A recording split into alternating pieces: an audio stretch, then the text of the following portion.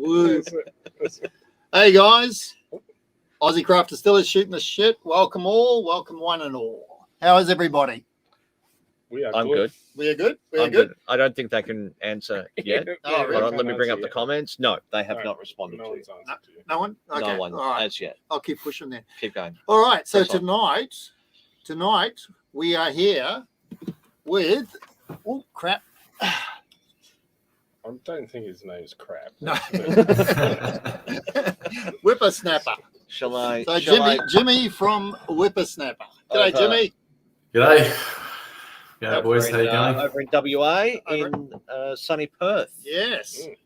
So this is a big one, and we've actually got a few samples here, which Jimmy's kindly sent over to us. We got some rye, we got some single malt, we got some corn. And I'll gradually, as we progress through the bottles, I'll bring them up and let everyone know what we're currently drinking. So we've got a lot of your stuff. What's in your glass? I've actually got the red corn in my glass. Yeah. Which we will move on to soon. Yeah. So I'm kind of shocked, guys. You've drunk all them bottles already, pretty much. They were full. They were full when I sent them. We got a Don't tell them that. Australian Post gave me. Yeah, we got to sample the wares before we talk about them on air. Yeah, that's definitely sampling, all right. It's a tough job. It's a tough job. There was no shrink wraps on. It was just tape. Yeah. So I blame Australian Post myself. So I first came across Whippersnapper when I was actually heading over to Perth for my first ever West Australian trip. And I happened to be staying not too far from where you are and managed to drop into the little tasting room there about 5 years ago now, 5.5 years ago. Yep. It was a pretty small tasting room at the time. Have you grown? Look, you'd be happy to know that we're still the small little tasting room that you remember. It was very cozy, and there were quite a number of people there when I came in. Yeah, look, we've still got the same tasting room. The tasting room that you're talking about is our cellar door, which also acts as our cafe during the day. But we have kind of expanded into a bit of seating into the distillery space. But yeah, I guess being an urban distillery, we kind of have to jam a lot into a small space. And we've always put a lot of focus on the production side of things. As you guys would know, and your listeners, whiskey distilling takes up a lot more space. There's space for barrels, forklifts running around. And the distillery, we've always had a big focus on tourism and getting people in the door, educating people around whiskey.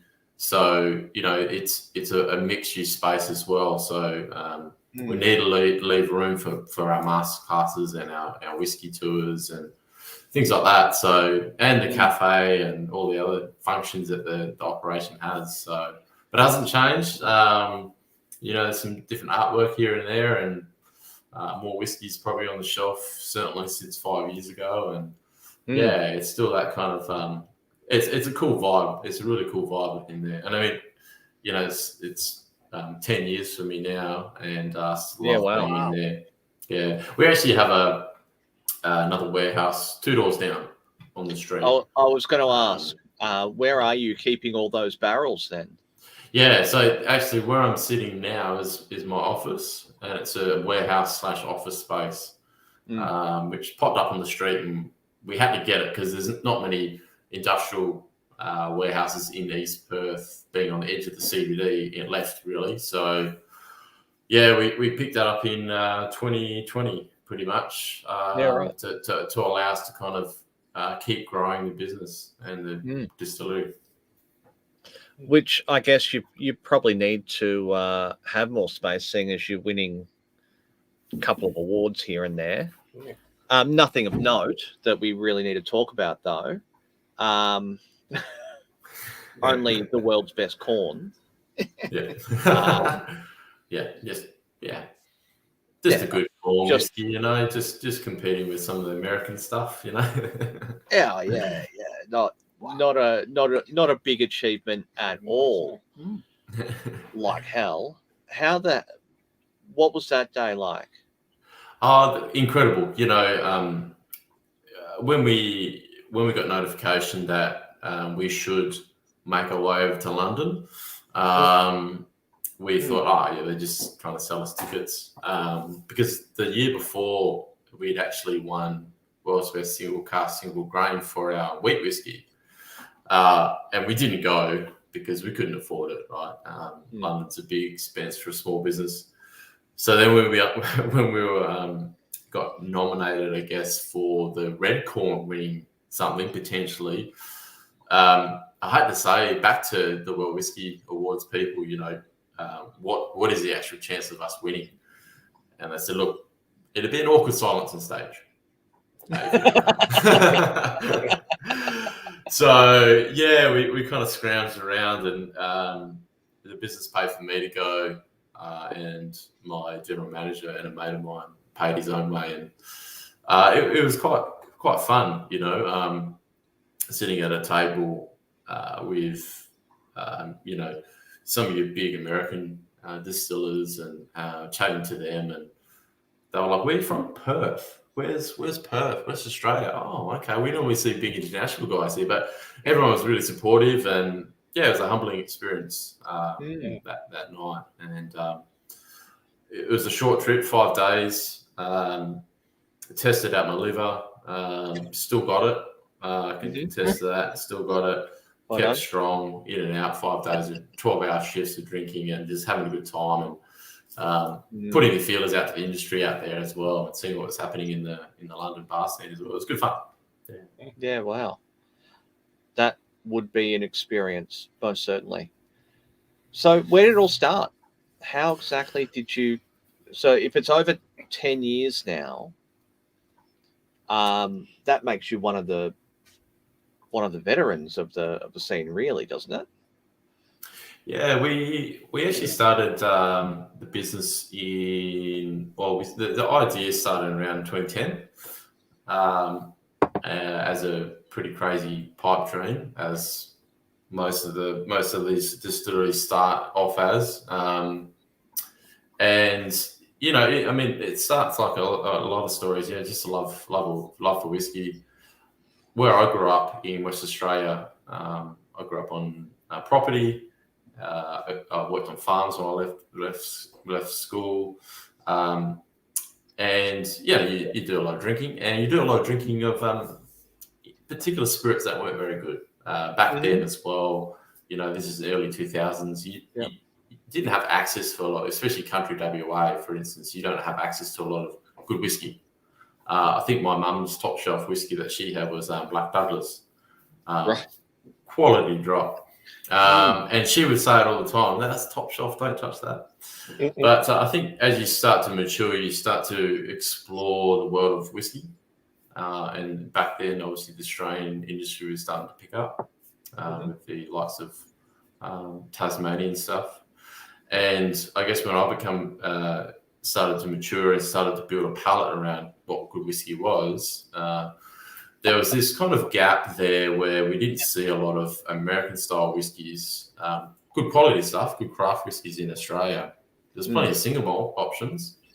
So I thought that was quite curious, because I've traveled to the US a few times on holidays, and there's some amazing whiskey over there that we don't get here in Australia. So, and that connection back to growing up in the wheat belt region of West Australia, it's like, well, we've got a lot of grains here. Why don't we produce a whiskey, or produce styles of whiskey that are grain whiskies, or whatever you want to call them, corn whiskies, rye whiskies, wheat whiskies, instead of focusing on just a single malt style.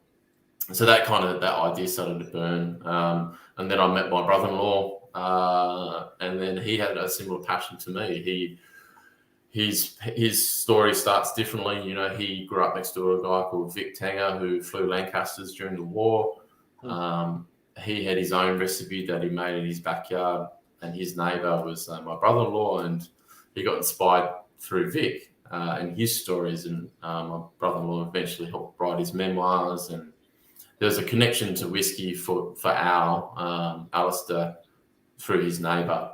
My connection was less inspiring. It was just me and my mate Tim Hoskins, who just drank a lot of booze and loved whiskey, and Passionate enthusiasts. Exactly, yeah. So fast forward a bit of time, me and Alistair started talking about it, at family lunches and dinners and shit like that, and we said, look, let's do some traveling. Let's try and go and meet some bourbon distillers and American distillers, and let's go to Scotland and meet some Scottish distillers and ask the question, hey, how hard is it? And can we do it in Australia? Can we do this style of whiskey in Australia? What do you need? All those things you do as you're going on a journey to discover not just the drinking of whiskey, but the commercial reality that's behind making whiskey in Australia. And there's a lot of people saying, hey, go to Tasmania and learn. Go chat with Bill Lark, etc. But we're isolated over here in West Australia, and we wanted to do a different style of whiskey completely, and we wanted to learn different techniques. So we did a bit of traveling, put out hundreds of emails to all kinds of people, and I think only 1 in 50 email got returned. And most of the time it was like, oh, good luck with that. Yeah, we're not teaching you anything. Yeah, right. Yeah, but we persevered, and we eventually ran into some really inspiring people, and one eventually became my mentor, Tom Cooper, who was a little craft distiller in the state of Colorado. Tommy was a builder for most of his life, and he had a recipe from his grandfather that he'd been making for many, many years. He retired from building, moved to Colorado, up in the Rocky Mountains, beautiful spot called Cedar Ridge, and started a Colorado Gold Distillery. He was one of the first to get a little craft license in the state, and did really well. And when we were fortunate enough to meet him, Al, he said, I'm retiring. I don't have any kids. I want to pass this knowledge down to someone. If you're willing to work with me, I'll help you out. So stroke of luck there, pretty much. Yeah. And he come from a small distillery background, which is what we needed, right, to start up a distillery. The same thing kind of happened in Scotland, and through those travels, we met some pretty interesting people like John Grant from Glenfarclas. We met some incredible people, but there was a guy called Frank McCarty. So Frank had worked in the big end of town.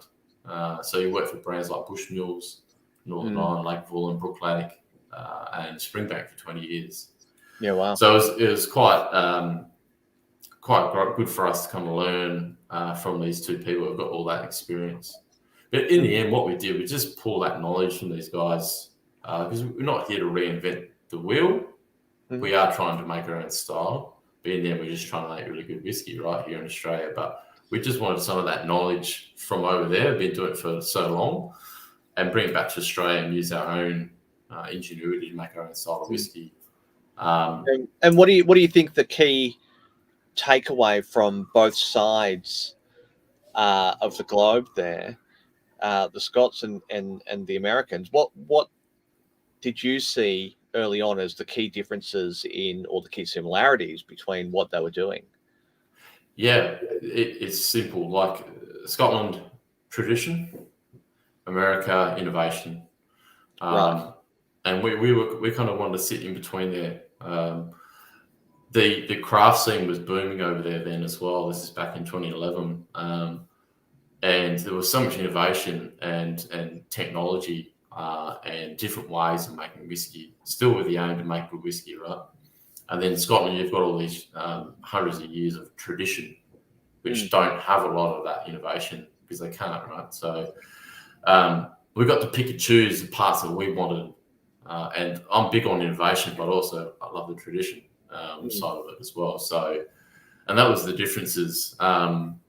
So I guess if you ever come to the distillery and do a tour, you actually see bits and pieces of both of that, and then you'll see this real agricultural side of our operation, because my background and working in the mining industry and engineering stuff, so there's a mixed match of agricultural, run out of money, need to make something, and American techniques and Scottish techniques. So yeah. Yeah, wow. So when did you turn the stills on, Jimmy? When did it all start? That would have been February 2014. Right. So yeah, I started the business 2013. We started raising money because we had no money. So we had a PowerPoint presentation. We sat in friends' backyards. We sat in my brother-in-law's backyard and did this little PowerPoint and said, "Hey, this is our idea. Who wants to invest?" Do you still have the PowerPoint presentation? Yeah, we do. Yeah, yeah. And some early kind of crowdsourcing videos and stuff like that. Yeah. Yeah. So, and then I even took it up to the mine site I was working on. So I was a mine surveyor, and I was in the wet mess after shift. All the guys in their high vis drinking beers, like, "Hey, who wants to invest?" And a lot of they're the people that believed in you, right? Who gave you, here's $5,000, just no worries. I don't expect any returns, just good luck. Oh, wow. And then raised some money, bought our first still, and the first still that we got was a hybrid column still, a hybrid pot still from Coop. So Tom Cooper from the US, he'd actually set it up for someone in the US, and it collected dust. So we bought it off this guy, and then Tom packed it up for us, put it in a container, shipped it over. And we got it really cheap, so we got a good deal. So yeah, 2014, turned the stills on. It was a bit of a delay. Obviously, we use a gas-fired steam boiler. There's all the regulation around gas boilers and stuff like that in Australia, or particularly in West Australia. So yeah, stressful time, but exciting at the same time. So it was just me by myself, and then I had Alistair in and out. He was still doing his day job, and he still does. He's still part-time. Then I had a heap of friends, mates that were Sparkies, mates that are on FIFO contracts on their shifts off, cabinet makers in there, just all my mates in there, family just helping out, trying to get everything running. At the same time, we were doing demo in the building, getting our cellar door sorted. Yeah, all the fun and games that you go through, and all the things you don't know about that you learn pretty quickly, that you didn't know about that you have to get sorted. So had you actually touched a still before? Not a big still. Nah, not at all. Nah. So it was kind of learn on the job,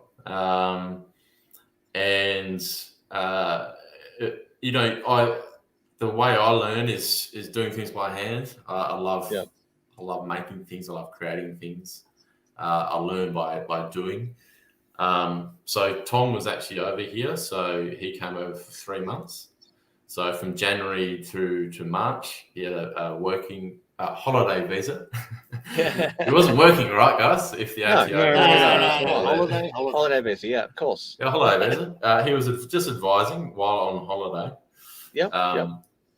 And he was helping me out, and we were building boiler rooms. We were installing the equipment, and then we got our first, a lot of grains through. We did our first run through the stills, our first ferments, and that all happened within that 3-month period. Commissioning, first run. So it was we really had to jam things in there.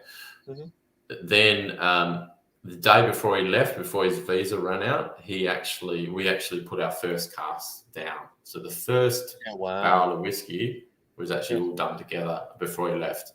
And that's it. It's just been me ever since. And then now I've got a team, obviously, but it was just me. Yeah. So it must have been quite exciting for him as well, because the continuation of the story, isn't it?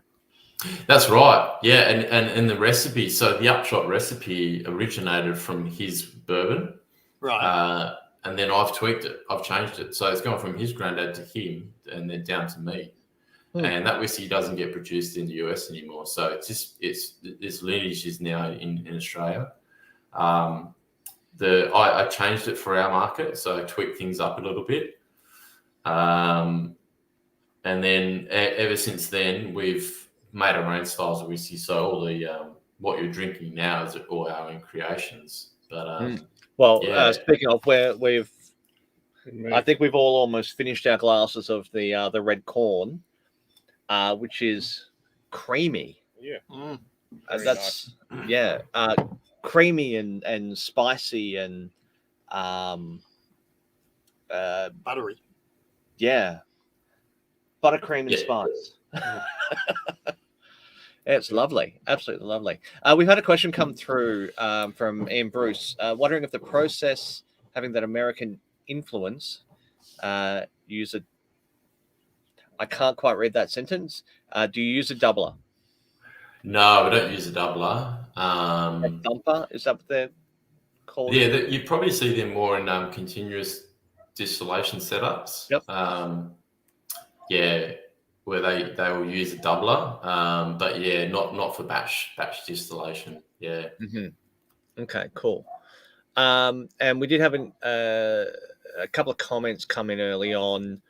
Lord Smeg saying first rate distillery, great team, love visiting when they're in the city. Also excellent coffee. And then just saying, so putting the feelers out, how long did it take Diageo to make a bid? Oh, no, there's no bid from Diageo, that's for sure. We're too small for them. Their loss. Yeah, they can't afford us anyway. What are you talking about? Well, absolutely. I mean, once you've won world's best, the price just skyrockets, doesn't it? Oh, I wish that was the case, but yeah, that's right. Yeah. So all your grain is 100% WA sourced. Where are you getting it from? And yep. What are your grain relationships over there? Yeah. So yeah, all WA. They're all mates of mine, all the farmers. Yeah, right. A few of them went to school with. So the wheat, the barley, the rye, all those things all come from the wheat belt region. Mm-hmm. So towns like Narrabeen, where I'm from, or Highbury, or Bruce Rock. Then the corn. It's only the corn's grown up in Kununurra, so it's way up in the north of the state and Kimberley's region. Different, obviously, tropical climate up there. Mm-hmm. Much more rainfall, better for growing corn. The coloured corns, so the red corn that you've got, those things that we've kind of seeds we've been sourcing for Christian up there at Bothcat Farms. So he's been growing the yellow corn for us for years. He grows a lot of that, obviously, and for the stock feed market. Yep. And we've been then now getting him seeds. So he's been growing us rainbow corn. We've got that in barrel now. Baby blue, that'll be getting harvest this October. Is it actually exciting. Blue? It is blue corn, yeah. And they're little cobs. So normally you get one cob per kind of stalk, but these baby blue are baby. They're tiny, about this big, and you get multiple. So they're pretty cute. And green corn as well, and the red corn has obviously gone back into harvest because when we won the award, it was more seasonal release that we did. So we only made 8 barrels of this red corn because we only had 8 ton of red corn. It was one harvest.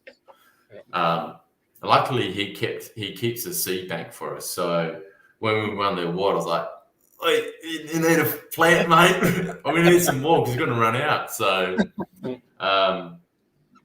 so we got those coloured corns and all the malted barleys from the state as well, from the wheat belt region.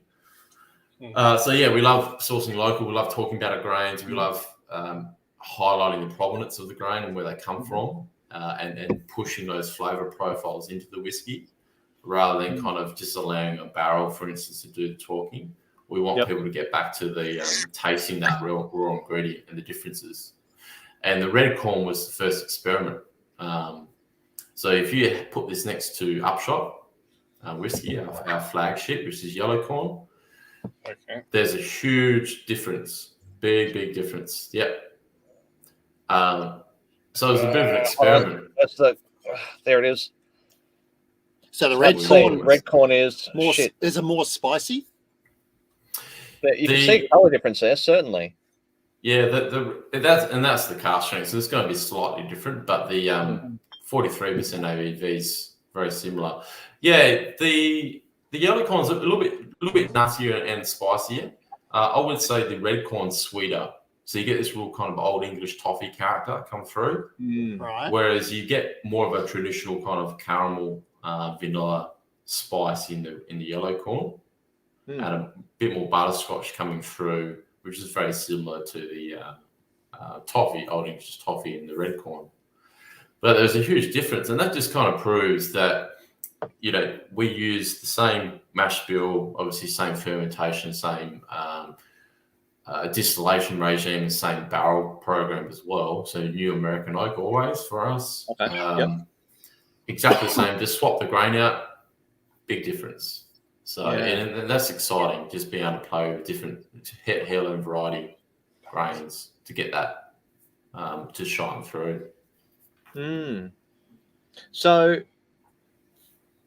and then the rye, the corn, the barley, all that, and the quinoa, all locally, WA sourced.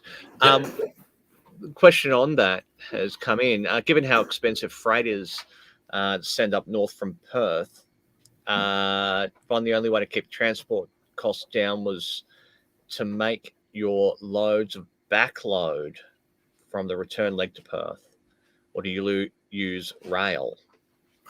No, it's truck.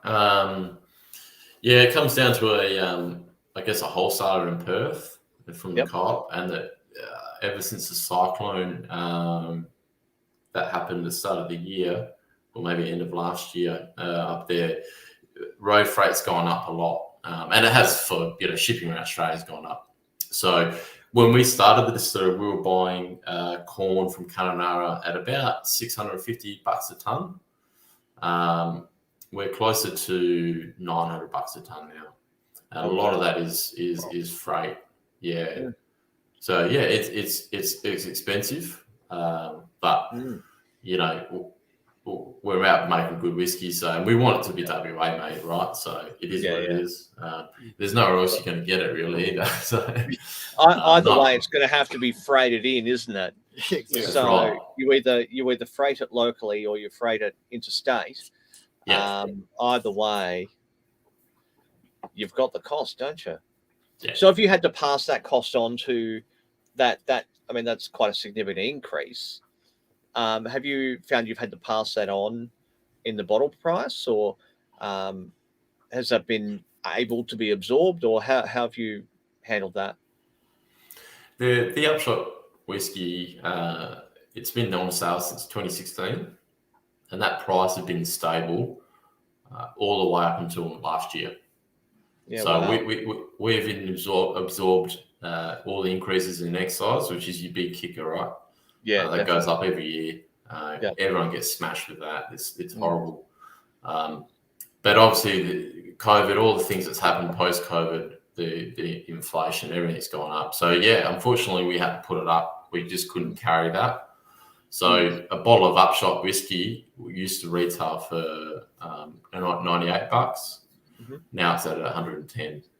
But that's not just the road freight. That's everything else that goes into electricity, all your services, wages, CPI increases here and there for the last 6 years. For a quality Australian whiskey, that's still a very, very affordable price point.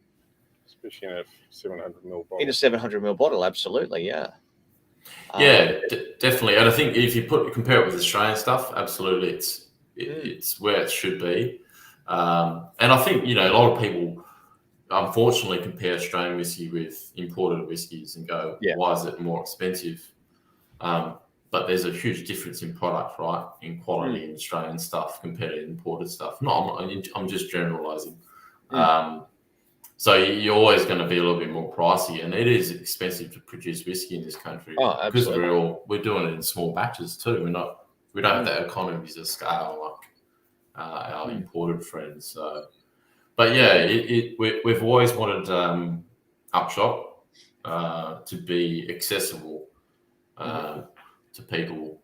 Yeah, but unfortunately, at the moment, with the way the economy is, it's tricky for people to still justify anything over $100, really, whether it's wine or beer or whatever. So it's tough. Yeah, absolutely. It's probably why the likes of Manly put out their Coastal Stone Explore, which is what, $80 a bottle, as a blend to compete with the cheaper end of town. What are your thoughts on the approach of creating a lower cost mass market product? Yeah, I think it's great, and it has to happen. There's got to be, if we're going to compete with the imported stuff, we need to offer the public something at sub 100. We need to be competing in that space, and we're going to win support that way. So if you've got a blended whiskey which is a little bit more affordable, you get people in that door, in through that way, and then they're going to step up eventually to some of your other more premium or non-blended products or whatever. So I think it's good. It's going to start opening up the market. As long as we can keep the quality there, which I'm no doubt the Australian distilling industry will, I think it's a positive thing. You see the likes of Twofold, a very similar style of whiskey doing well. It's a good tasting whiskey. And we're actually looking at the same thing at the moment. We've done trials with the blend on a very similar line to what Manly have done. And because, the big retailers, for instance, are screaming out for something that's affordable. Not only that, if you want to try and get a first pour in a lot of bars in Australia, you've got to be pushing around the $50 a mark bottle price. If you want to knock off, an imported stuff off the list, the bars will come. The bars that want to support Australian spirits are happy to look after you, but you still got to play close to numbers. And the whiskey, for instance, what we produce is just too expensive and too premium to get it down there. We're just not we won't make any money at all. Just giving it away. So the blended option, as long as we can keep quality there, is a positive thing for the industry, I think. Yeah, right. A couple of questions that have come in. So, Ian, has the team had a chance to experiment with different grains in various wood types to see if any complement each other? Oh, cheers, Ian. We have, yeah. So we've done a few different barrel releases: Hungarian oak, version French oak. We've got some PX that's out with Upshot. We've got some Oloroso, which is not released just yet. So there's some different finishes there. We've also done spirit in like new mate into PX, not finishing as well, and same with Oloroso. The Hungarian oak was quite interesting. Like it was a version Hungarian oak that's been charred instead of normally they're toasted when you get them. So definitely we've experimented with that. We're not 100% just on American oak. That's our preferred style for our DNA and our recipe. But yeah, there's a few. If you go onto our website, you'll see a few different products that are still lingering there. Yeah. The website for those playing low at home is whippersnapperdistillery.com is what I prepared earlier. Nice. I got an hour early just to put that up. Get the spelling right. I copied and pasted. Another comment coming back to your first pour comment. the Royal in Perth CBD only switched to start with 2 folders their first pour based on the price mentioned, circa $50 after rebates. That's low. Yeah. That's That's hard to compete with. That's where you got to be. Yeah. And that's the volume equation, isn't it?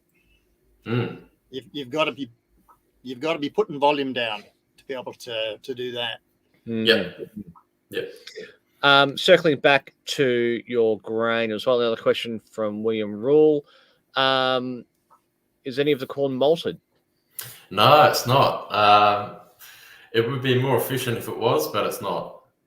So tell us about your process because the majority of the people that we talk to are all using barley. We know how that works. How do you go about, how do you go about cooking up your corn?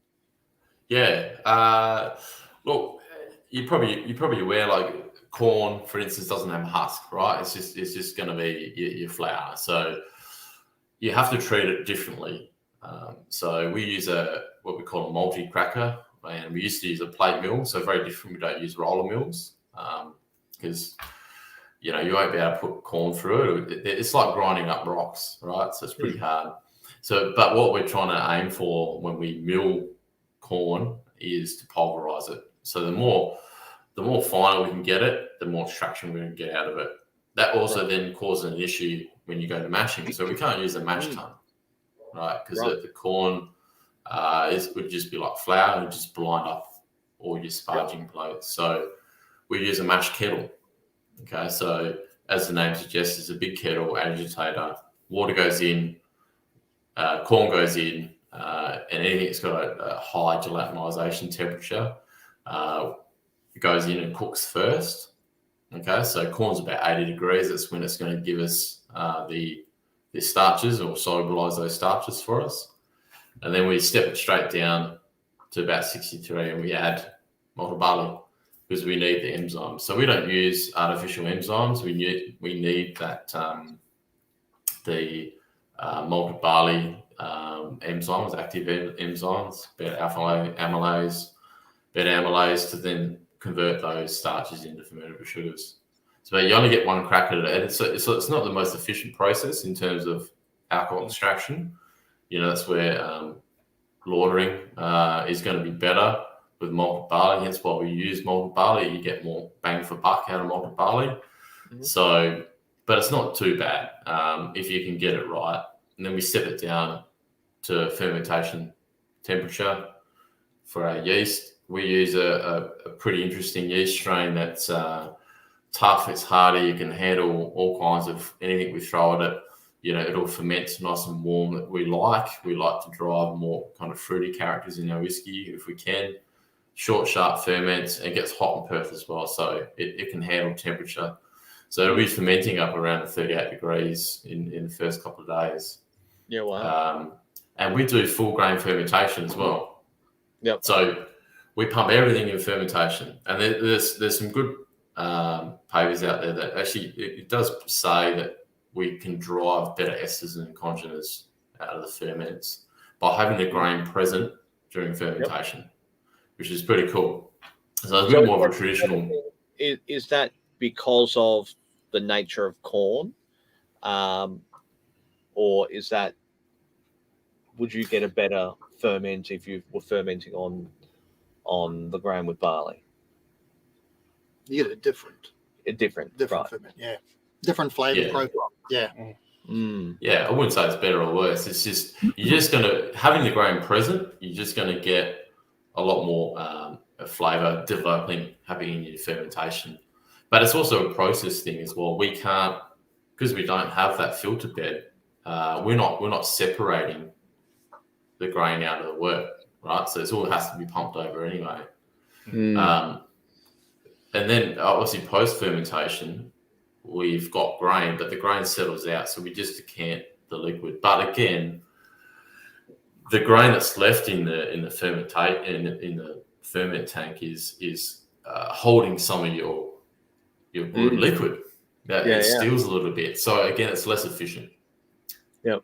But we're not on a big scale production. So we don't care about that. We just care about making good whiskey, right? That's what we're about in Australia. Yeah. So have you experimented in putting that grain into an old washing machine?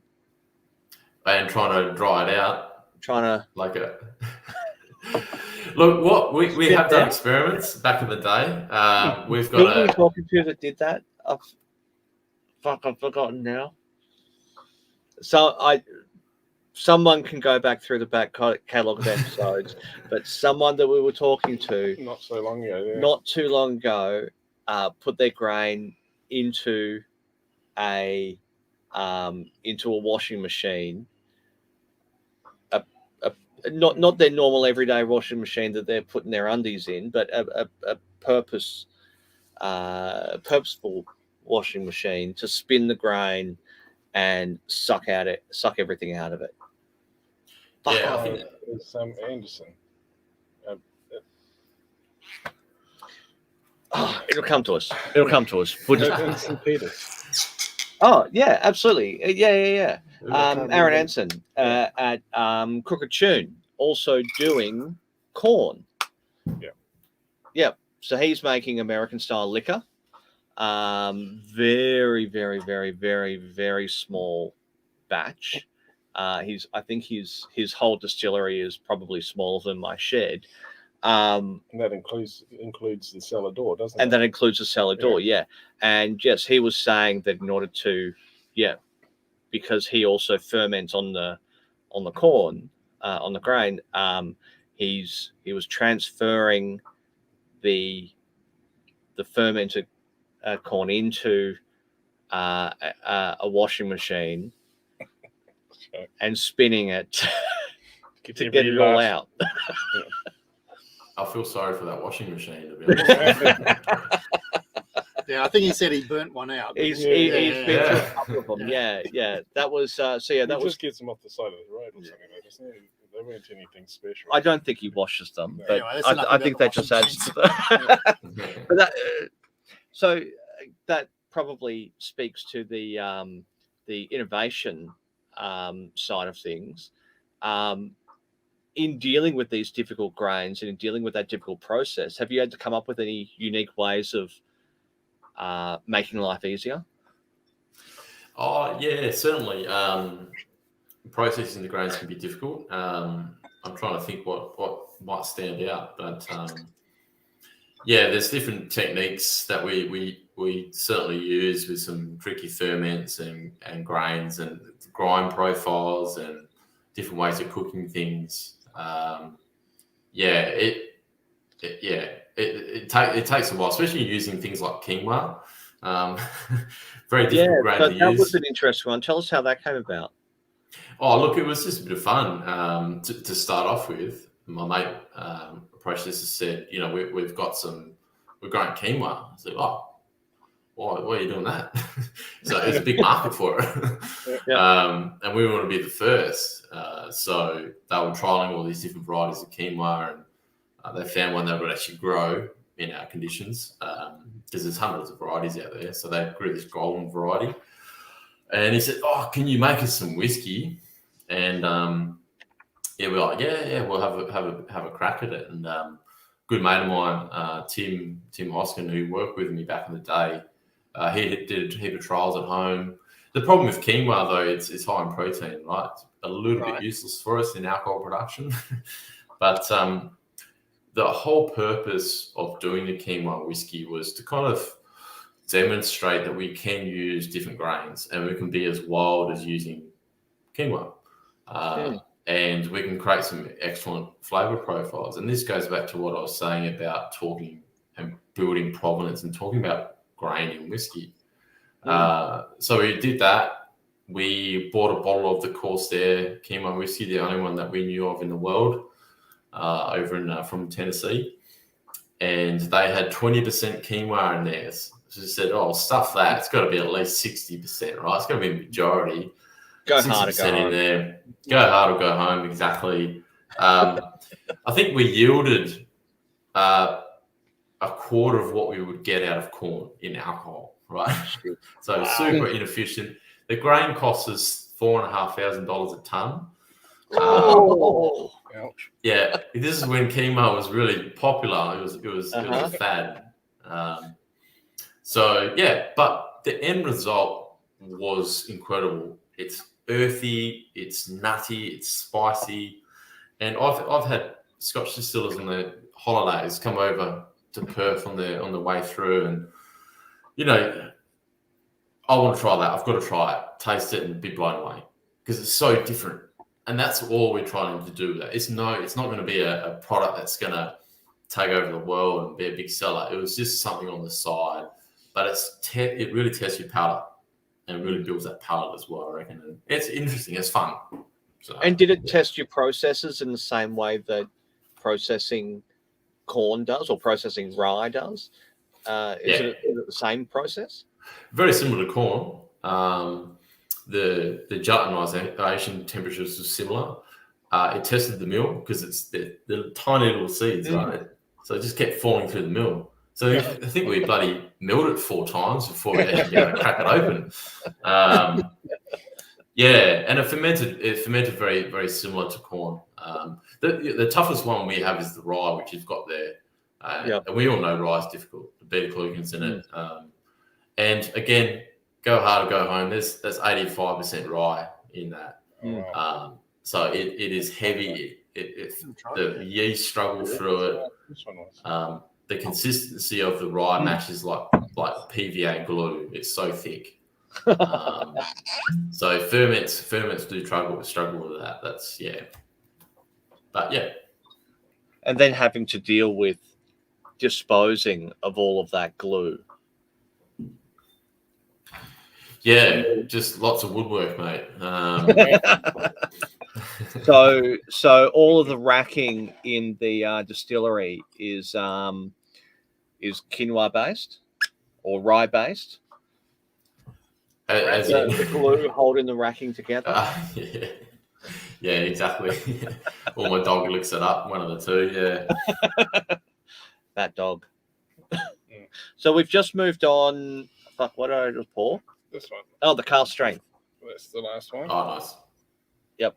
They've all been very nice. They have all been very nice. I just finished off the single malt, which is lovely. Yeah. Very nice. Yeah, creamy. I think is all of them have a creaminess to them. I agree. That seems to be the through line, even in the different grains, the creaminess that comes out. I don't know what would you attribute that to? Do you think? I think it's some of it'd be our fermentation techniques, I reckon, and the way we distill it through the column still. We've always had a real kind of oily, heavy distillate, but very clean as well. So I think you'd be picking up a bit of that. The new oak also has a bit to play there, although the only product there is the single malt that uses ex upshot barrels. Right. So the rye, the cask strength, and things like that, are all brand new oak, 4 years. Yep. Well, that's 4 years in ex upshot barrels. So second fill. Just to tone down some of those oak characters and let the barley kind of shine through a little bit. Yeah. That's brilliant that you can use your ex-bourbon barrels for all intents and purposes for your single malt and complete it full circle. That's great. Yeah, it's good to have that DNA kind of keep transferring through. Yeah. So what's the oldest barrel that you've got laid down that's sitting there waiting to be good enough to release, or for you to be happy enough to release it?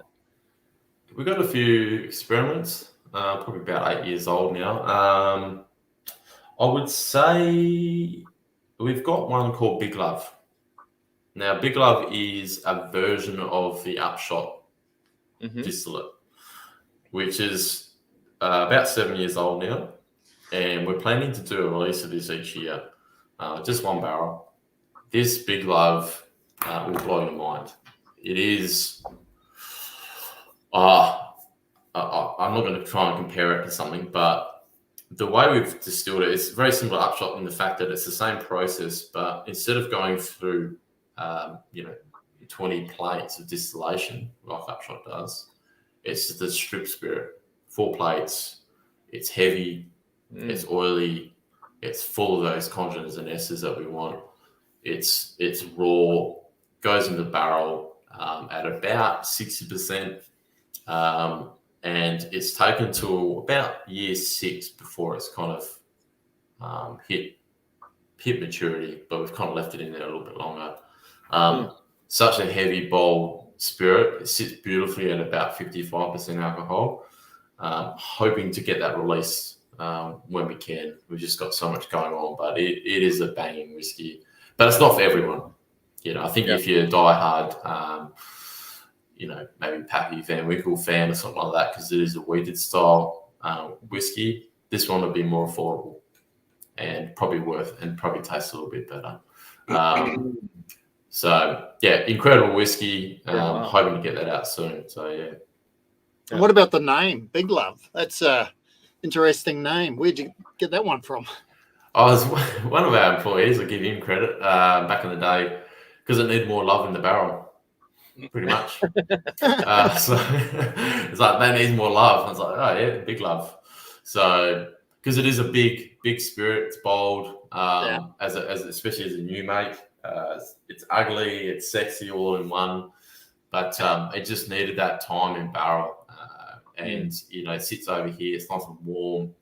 We'd probably lose half the barrel, over those 6 years, but that's okay. It's a real good, strong. It becomes a little bit of Big Love by that point. Yeah. Big theft. Big theft, absolutely. Yeah. So the I guess interesting side point there is with the theft, those damn angels. What's it like over in WA? What sort of a percentage do you think you're seeing on average those fuckers taking? Look, over, say, if we go off the data of Upshot, 2 years roughly, we're looking at about 12% in 2 years. Yeah, it will slow down a little bit after that. The cask strength, that'll be sitting at about 14% in 3 years. Differing casking levels as well. The Upshot's actually cast at bottling strength at 43, if you didn't know that. Whereas the cask strength is cast at cask strength. So the Upshot's less volatile in the barrel. So we mitigate some of that loss by having it at a low ABV. And we pick up some other advantages there as well. Things solubilize at different rates, like the vanillin will solubilize faster by having more of that water in the barrel. Hence why we mature faster, whereas cask strength takes 3 years for it to mature. So we get that vanillin extraction rate much slower over the 2 years, so it needs another year. So, but yeah, it's warm and dry, but we obviously see the ABV go up, which is can be exciting as well. Yeah, right. Another little question come in. Have you booked your flights to London for the next awards ceremony? Yeah. Mate, I can't afford it. I think we used all our flight credits up for this awards, so I don't think we'll be winning anything next year. So yeah, if you win, they should fly you out. Honestly, they make so much money, surely, right? Surely. Yeah, and you still have to buy your ticket there as well. So to the dinner, it's not free. No. Yay! You win an award. Yay! It costs you more. Yeah. Or at least give you a discount on the artwork for the stickers. That's it, Crafty. Yeah. I mean, it's advertising for them in the end, isn't it? So they should give it to you. Yeah. That's it. And there you go. That little thing there cost you a fortune. Oh, yeah, I had to buy that myself. Yeah. Most people just throw that off anyway. What is this shit? That's it. I remember one comp. I won 2 bronze medals, and I had to pay for the artwork, the authorization to use it for the bronze, not once but twice. and it was the same so bloody fucking file. artwork. Yeah, same artwork. Yeah. Oh, that's rough. Gives you the shits. Yeah. Now, Yeah, you really have to pick and choose these awards, don't you? Because there's a lot of them popping up. yeah, And they're just absolutely. big business on them. So, yeah. Bit of controversy with some of them at some points as well. Not going to go into that now, though. I grew up in Colac. Lucky you. Yeah, Is this a life story, is it? So it is. it all Settle in. started- It is. Settle in. All Settle right. in. All right. I grew up in Colac, and my dad still lives in Colac. It is a life story. Yeah, and he called me up a few years ago, before COVID, saying, "Oh my God, there's a distillery opening up in Colac." Like, yeah, cool. It's like, who? It's this mob from WA, I think. And then COVID happened and fucked all the best plans. You've seen a few problems with COVID come up, as with everyone. Your global expansion or your eastern expansion was stifled by COVID. Yeah, basically. COVID stopped that. Yeah. We couldn't get over there. It killed it. As much as we wanted to pursue that project, just killed it off. It was exciting. I saw the plans for, it was the old Mitre 10 building in Colac of all fucking places. Why you would choose Colac, I don't know, except for the fact that it was a big shed. But it looked like a really amazing project. Are you looking to expand out again now that the COVID shit's been dealt with, and or has the landscape changed? Yeah, certainly the landscape's changed. We were very excited about that project. Colac's a very similar town to where I grew up. It's pretty, like the big lakes there. It's close to the ocean, Great Ocean Road, close to cool towns like ocean towns like Lorne. I got excited about the surf down in Lorne as well. I was like, I could live here for sure. Don't know if I could afford living there at all, but not in Lorne, no. Oh man, it's beautiful there, isn't it? But yeah, it's all pretty affluent little area. But look, it was an opportunity for us to expand into Victoria. We wanted to take what we did over here as a one-stop shop, venue, tour experience, production facility, and that building that was on the highway there was perfect. And the owners of that were quite keen. They're big whiskey fans, and they wanted to collaborate and do something there. So that's where it kind of kicked off. But sadly, COVID got in the way, and it just wasn't going to happen after that. Yeah. We'd gone quite a fair way down that process. But we still want to expand. We do want to grow our production and our reach. We want to be known as the home, when you come to WA, known as the whiskey distillery of choice. We want people from East Coast. We want people from overseas to come visit us and have a good experience. So, and like you mentioned at the start of the interview, our cellar door is tiny, and we want to grow that. We want to grow that experience, where it's type of food and cocktails and events. That would just require some of our production gear getting the hell out of there, moving somewhere else, so we can take up that space. So it's a bit of a balancing act at the moment. But yeah, it's just things that are just a bit of a mess out there in terms of raising capital for that and expanding. But it's definitely on the horizon. We're in it for the long game. Our investors are keen for us to grow as well. I'm keen to kind of get the production level up as well, and just be the WA distillery. making good booze, good whiskey. Mm. So Well- and have it spread across Australia a bit more. So I think you're already at that point. Really, you are the Perth distillery. I can't name any others in Perth. Perth, no. Can you? No. Yes, no. No. There you go. No, that's it. Unanimous. Yeah. You own Perth. done. I'll retire. I'm going. You retire now, your job's done. No, there's some really good little Perth distilleries popping up, like Lysandra's, Carmel. There's a few little craft whiskey distilleries popping up finally, which is good to see. Yeah, awesome. You know, all you guys on the East Coast get all the good stuff, all the good whiskey distilleries, and you know, for years it was just like us and Lime Burners. So it's good to see some more people playing in the whiskey field because there's plenty of space for us all. Yeah, but if you just set out to make whiskey, it's a tough game. You know, that's why a lot of people make gin and things like that. So yeah.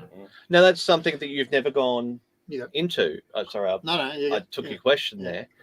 You never felt the need to go into gin or other spirits?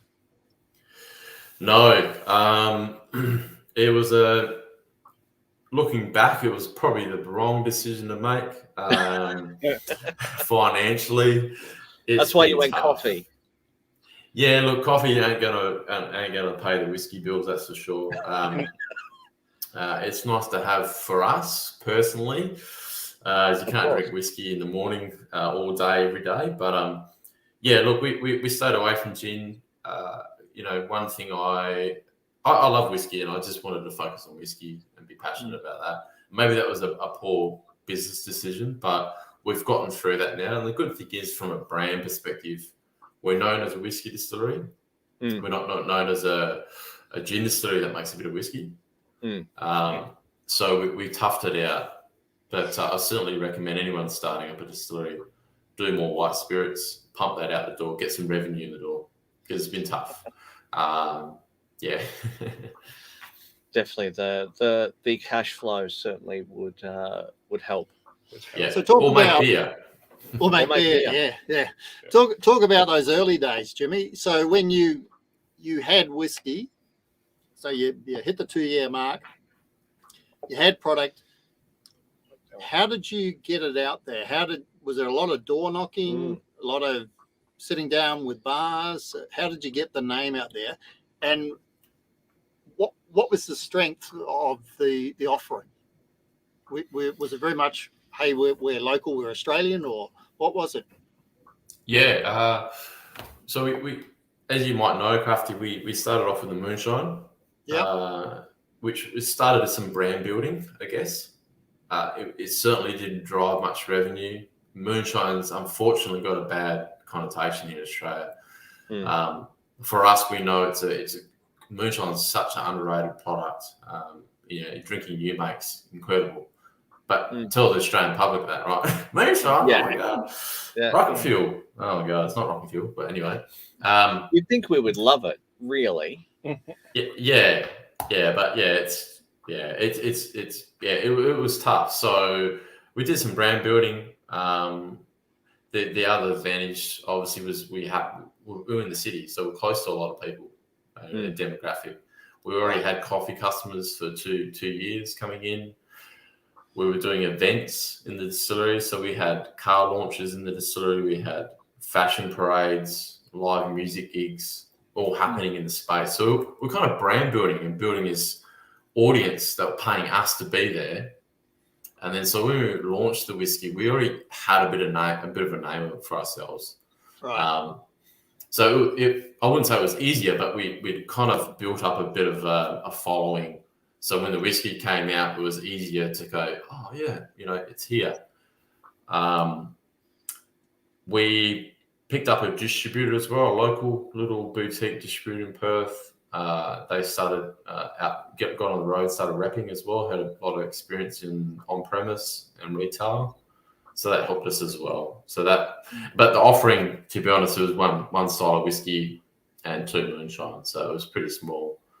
But it wasn't easy. It doesn't fly off the shelf like you'd think. And our push, our sales spin was, you know, it's all local. It's WA. It's made down the road. You're a Perth bar. We're just down the road from you. But it doesn't make it any easier. It just gives it a different edge. But then you kind of you're in the game then, right? You're competing with everyone else, and then you start learning a lot about how to sell as well. Lots of door knocking, lots of master classes. I do shifts in the distillery making whiskey. 7 till 4, 7 till 5, and then you're out at night doing trade shows or meeting bars or drinking or networking or selling. So you do some long hours, or you're making whiskey, or you're doing an event. So you've got forklifts running around, you're making a mess, you produce your batch, you've mashed, clean up, turn it into a production into a function space. You're behind the bar, you're pulling drinks. Wow. And then you're cleaning up, and you finish at 2 a.m. and you're there the next day at 7 o'clock in the morning to put the next smash on. And you do that 7 days a week as long as you can until you get there, pretty much. So, yeah. Are you there yet? Oh, a long way to go. But I'm 5 days a week and only occasionally get caught on the weekend, which is a win in my books. So that is a win. That is a win.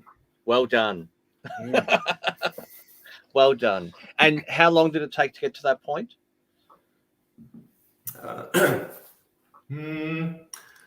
Probably 5 years. 5 years? 4 or 5 years. Yeah.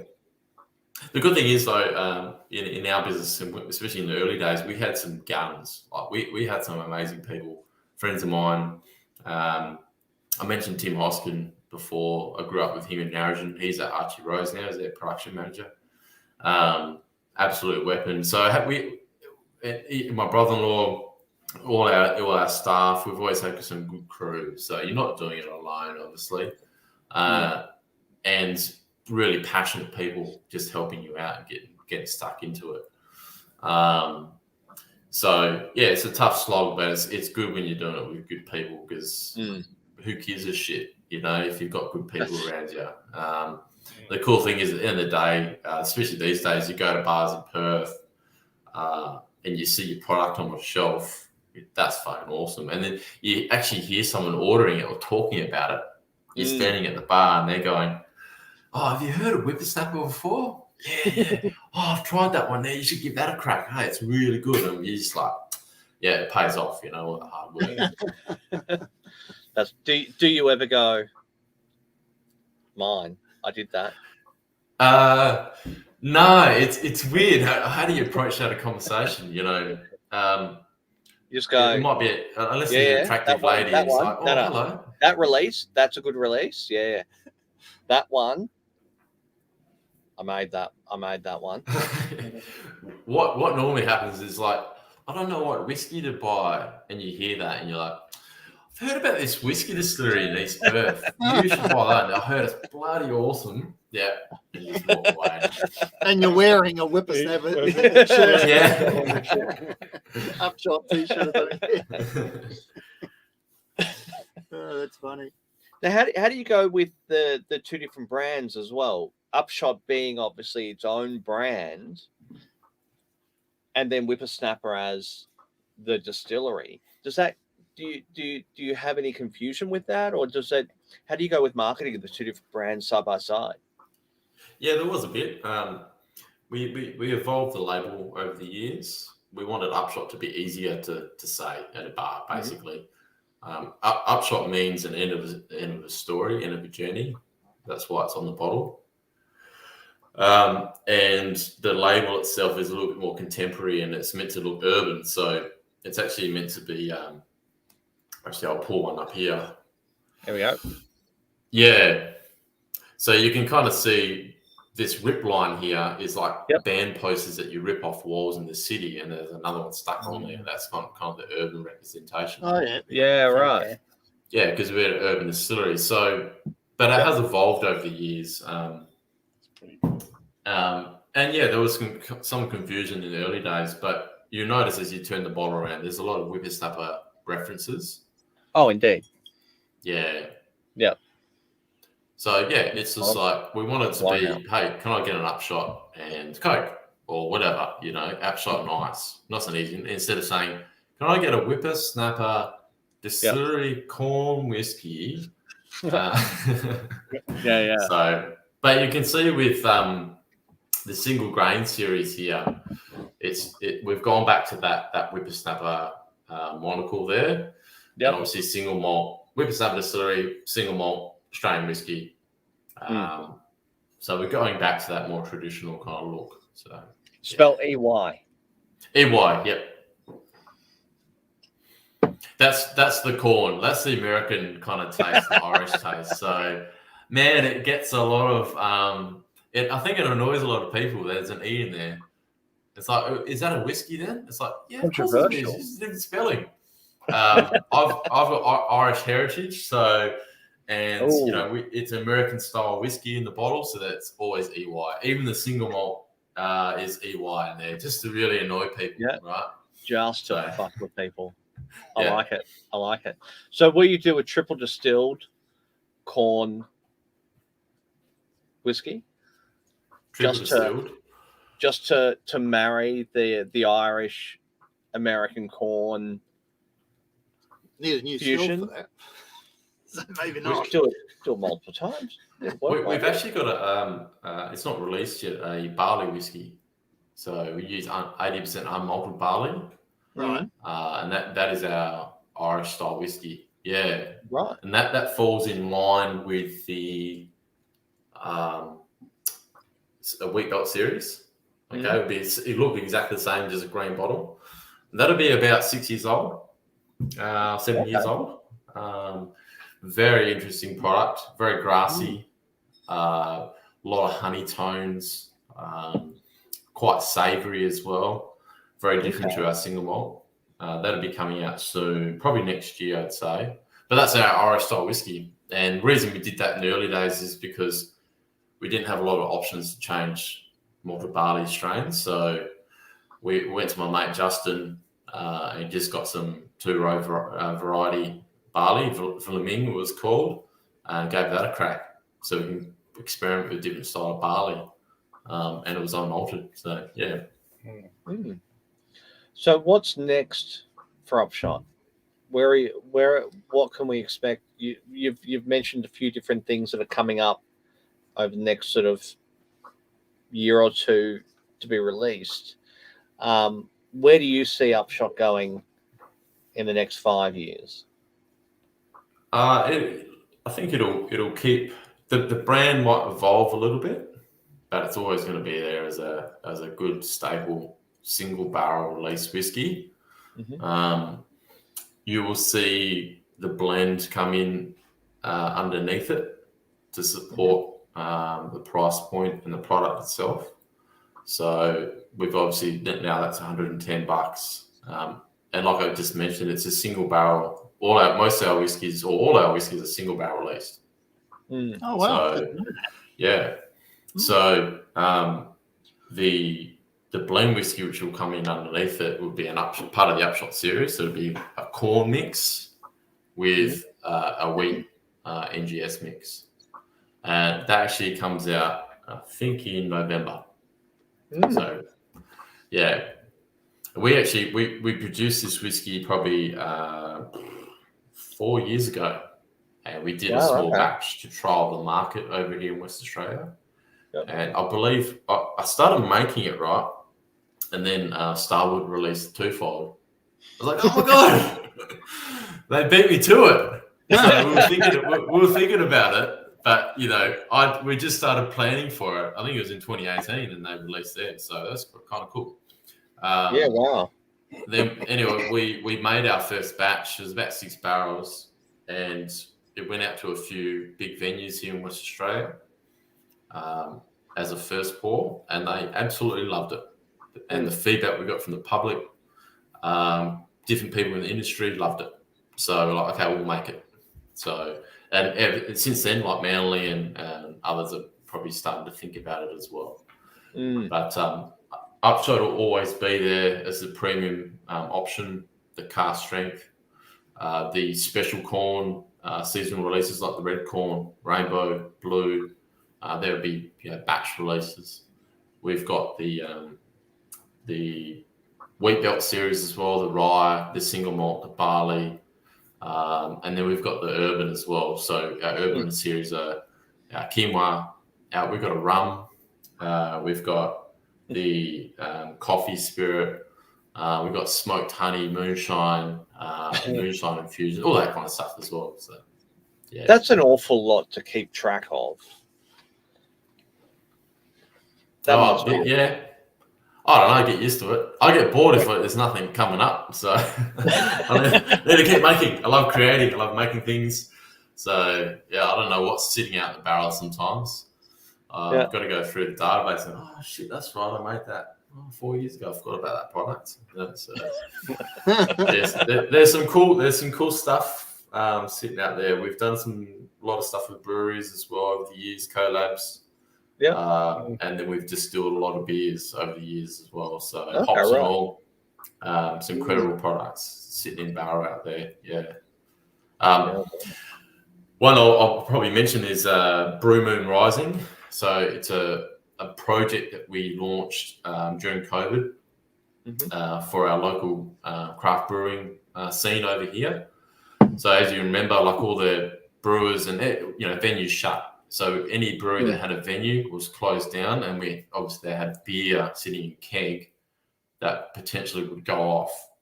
So what we did, we put the shout out to about 21 different breweries in WA to give us your kegs. Give us 2 kegs each.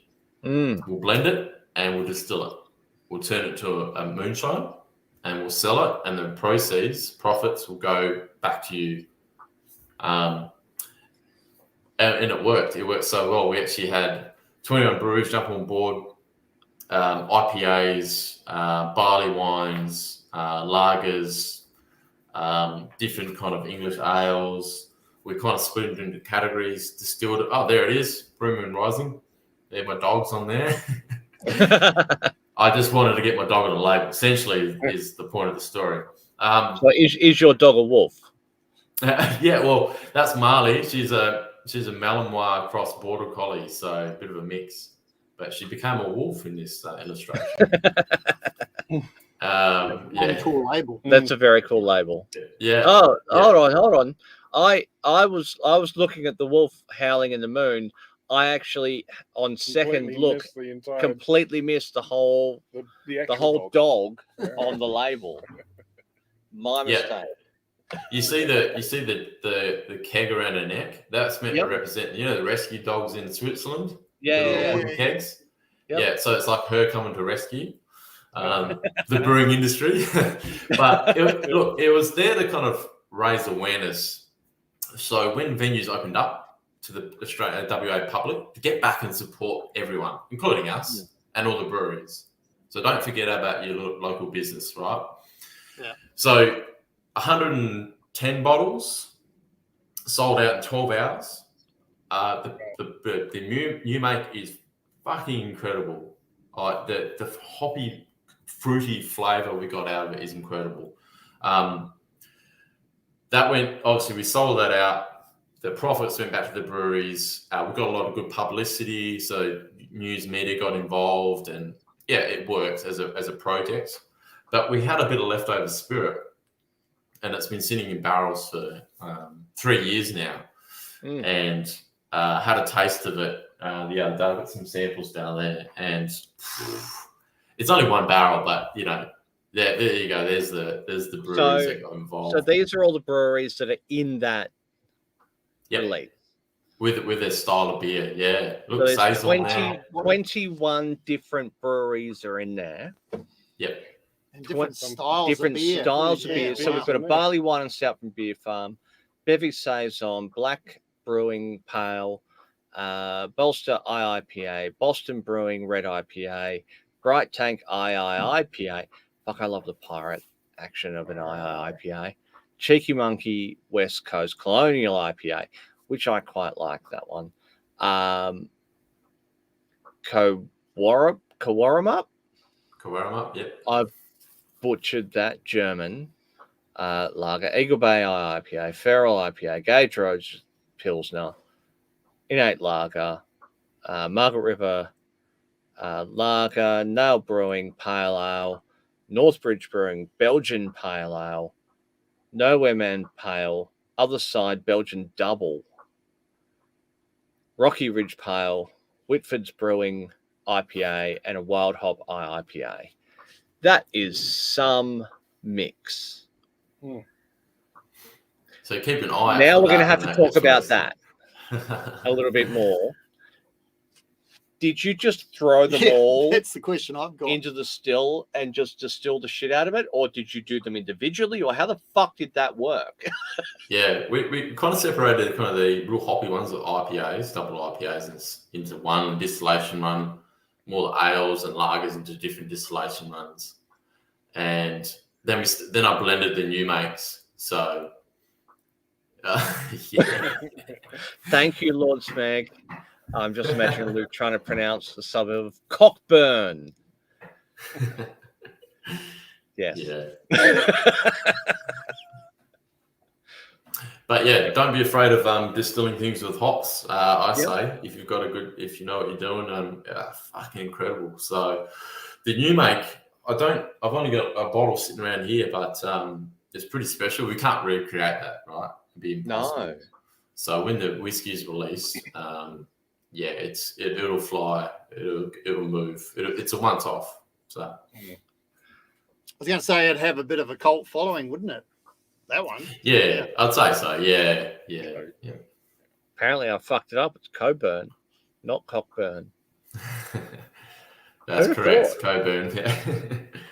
So you don't pronounce. All right. It's Well, weird, isn't it? Silly. That's stupid. If there's a cock in there, you pronounce it. I've had an awful lot of your whiskey. I'm sorry.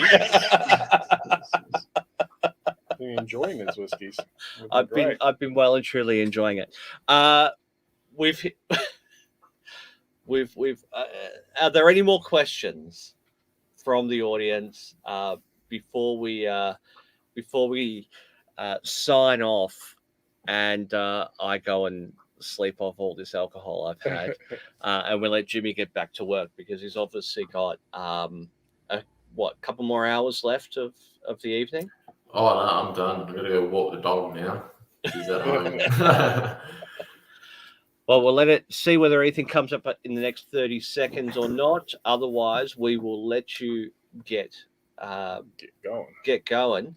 Thank you so much for joining us and taking the time out of your busy schedule to talk some shit with us, really. And thank you so much for the samples as well. They've been amazing. Been enjoying them quite a lot tonight. I've been some more than others, obviously. What? It's all good.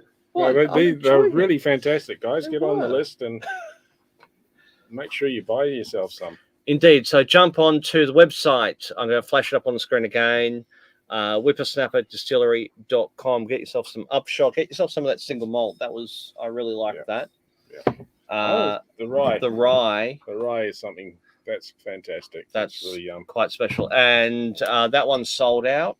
Apparently it won an award or something. Won an but, award? Yeah, there's a few bottles left. There's about 200 bottles left, I think. Yeah. Oh, plenty. Okay. There you go. Plenty. It's That's giving quick. It's selling quick. That's like a whole release for some people. It is. Hold on, one question coming in. Jimmy, thought of moving outside the city a la Blaster. Good question. Yeah, I actually went and saw. So Blaster is a brewery over here. He was in close to the city, and he's built a big production facility actually, and it's quite impressive. Yeah, definitely. We're going to have to, if we're going to grow production, we'll have to move into a more appropriate area. But I think the cellar door, well, East Perth location in Kensington Street will always be there. And we'll expand that, the hospitality kind of side of things, keeping us still in there, keeping some barrels, keeping all the magic, but some of the bigger production gear will kind of move off site. But in true Samba fashion, we'll make sure you can still visit the distillery and be shown through it. So it won't be off limits. We want people to see the distillery and learn about how whiskey is made. So always do that. Awesome. And there was also another comment that I found quite interesting. Are the bus drivers on strike?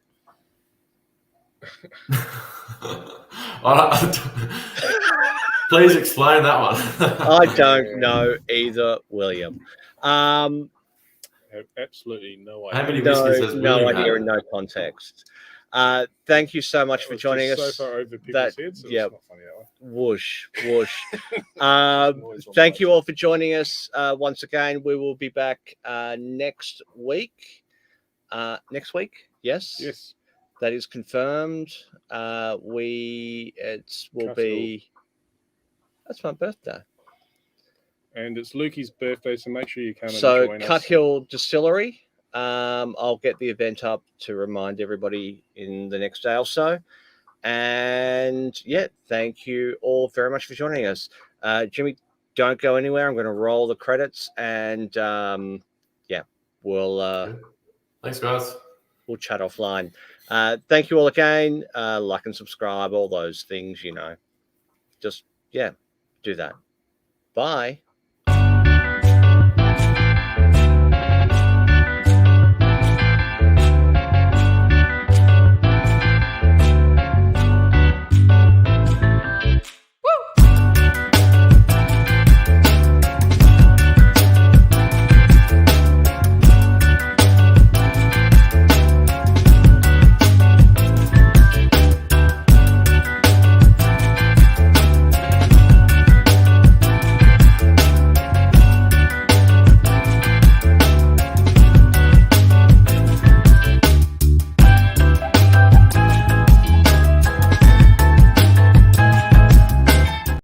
It's right under the- I'm so sorry. We haven't gone off air yet, but I just got it because Todd explained Oh, it no, to everyone me. else is gone now. No, they haven't. There's still people there.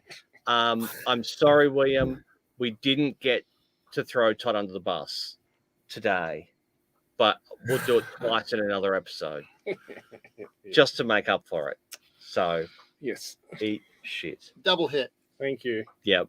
Thanks Okay. all. Now I'm ending the stream.